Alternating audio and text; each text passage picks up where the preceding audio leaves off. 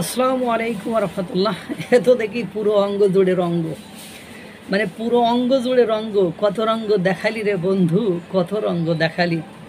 যা কেন কথা বললাম, ইসলামে মুক্তি হারাম, সেই ধারাবাহিকতায় সেই সূত্র ধরে আপনার বঙ্গবন্ধু শেখ মুজিবুর রহমানের মোরাল মুক্তি, বীরশ্রেষ্ঠদের মোরাল মুক্তি সর্বস্থান থেকে ভেঙে গুড়িয়ে দেওয়া হলো। এবং আপনারা জানেন আহলে হাদিস সহ বিভিন্ন ইসলামী সংগঠনগুলো এই মুজিবের মূর্তি যখন বানাতে চেয়েছিল তখন সেটার বিরোধিতা করেছিল, এবং আমিও বিরোধিতা করি। মূর্তি বা মুসলমানদের না করাই উত্তম।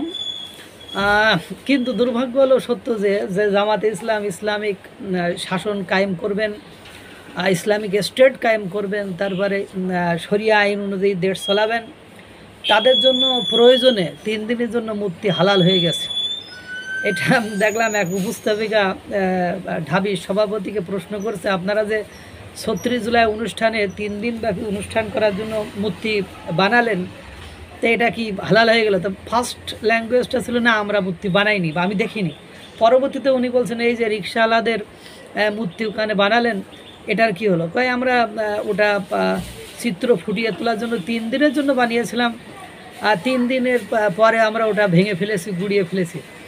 তখন উপস্থাপিকা বলছে, তাহলে আপনাদের জন্য 3 দিনের জন্য কি মূর্তি বৈধ বা হালাল হয়ে গেল?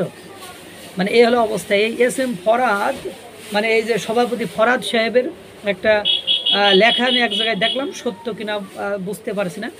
আমরা আমরা স্বাধীনতা জাতীয় সঙ্গীতে বিশ্বাস করি।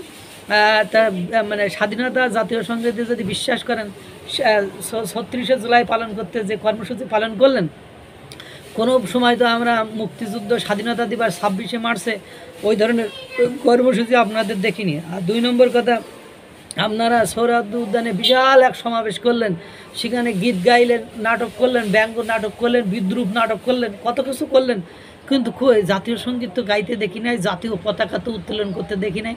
কেমনে বিশ্বাস করেন, কিতা করে বিশ্বাস করেন?